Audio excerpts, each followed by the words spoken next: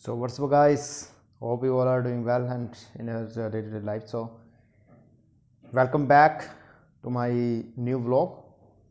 This is going to be IELTS writing part 3, and I'm going to share with you all the basics of how to use different connectors and structure your task to essay in order to impress an examiner. Because the first impression is the last impression. Okay, it has been well said by the expert who can give their 101% effort expertly in that particular language. So let's get started without wasting our further time. So there you go.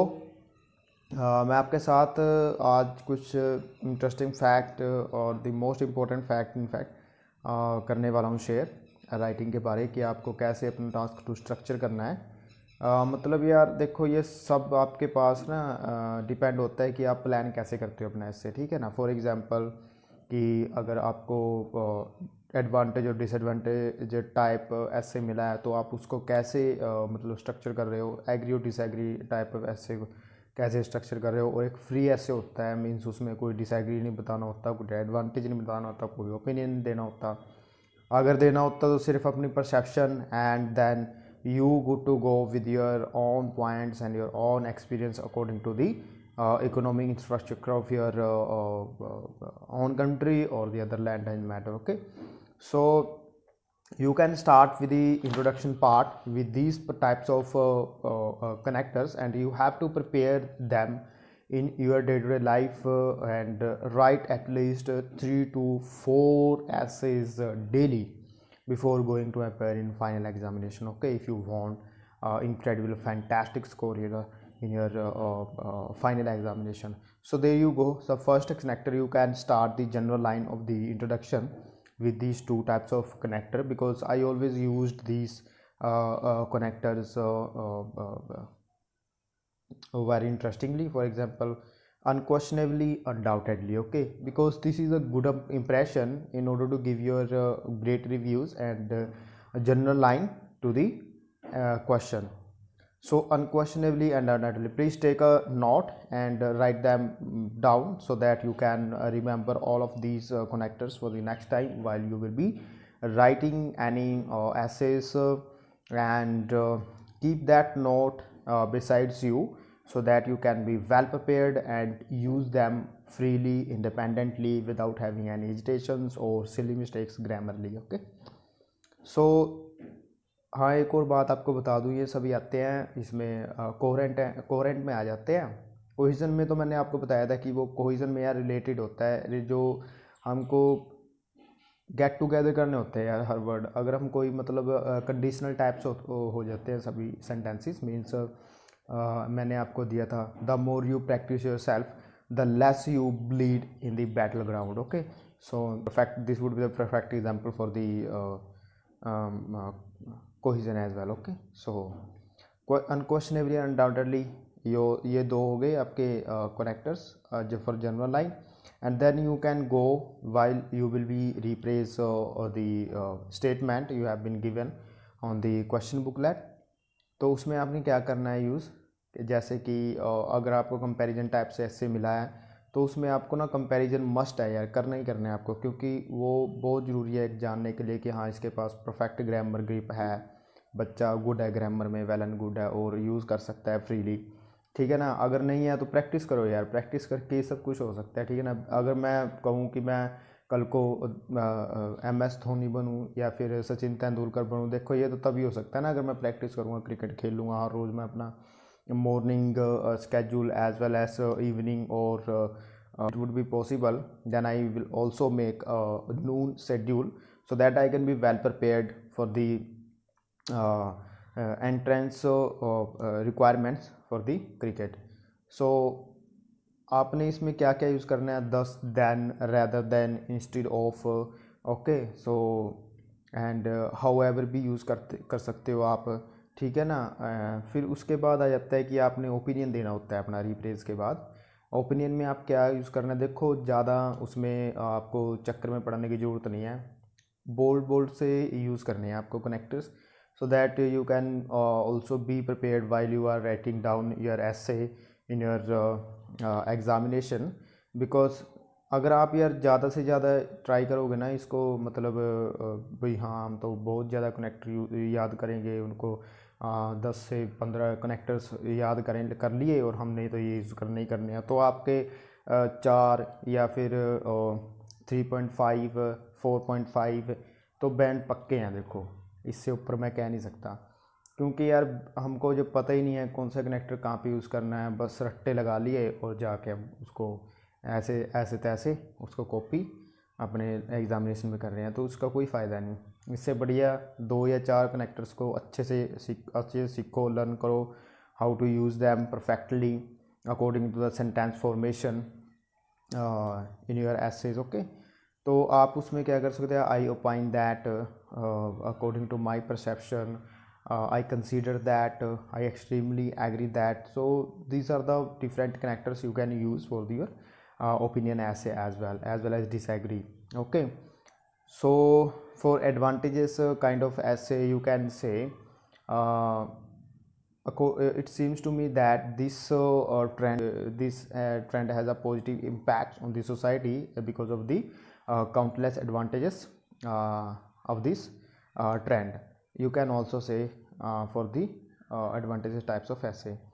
तो आपको बाद में उसको conclude जरूर करना है यार अपने उसके साथ, जो मैंने आपको स्ट्रक्चर बताया था यार पिछली वीडियो में, कि आपको जो इंट्रोडक्शन है वो कंक्लूड जरूर करना है अपना, ठीक है, सिंपल सेंटेंस के साथ।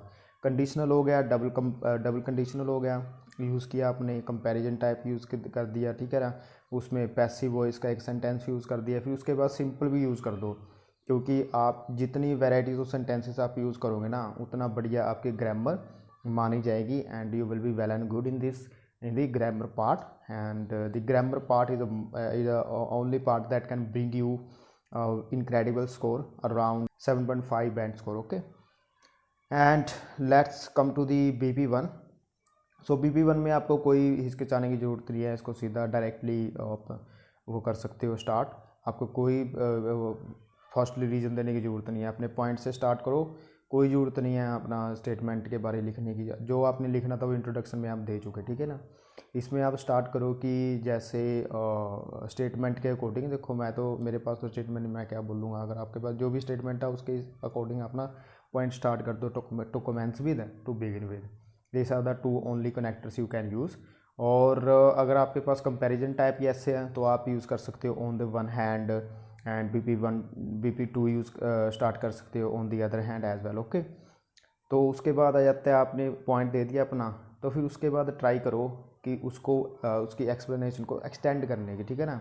एक्सटेंड कैसे होगा, ऑब्वियसली जब आप रीज़न दोगे यार, रीज़न तो दोगे ही। अगर मैं यहाँ पे कोई वीडियो बना रहा हूँ, अगर आप मेरे को पूछोगे कमेंट्स में कि आप वीडियो क्यों बना रहे हो, तो मैं तो यही कहूँगा कि it is totally based on my own experience that I have just gain during the journey of learning when I was just preparing myself to be an expert for the IELTS examination, so that I can get my overall score, overall 8 band score, okay, in the final examination. So this is the reason I have gave, and if you also want to get any explanation of this reason, then I can also give, but I don't want to make this video as long as you will be boring and getting monotonized kind of experience from my videos, so I don't want this thing. Okay, तो आपको उसके बाद क्या करना होगा कि आपने उसको एक्सप्लेनेशन दे दिया, ठीक है, मतलब रीज़न दे दिया, उसके लिए आपको कनेक्टर्स क्या करने होंगे, as a matter of fact that,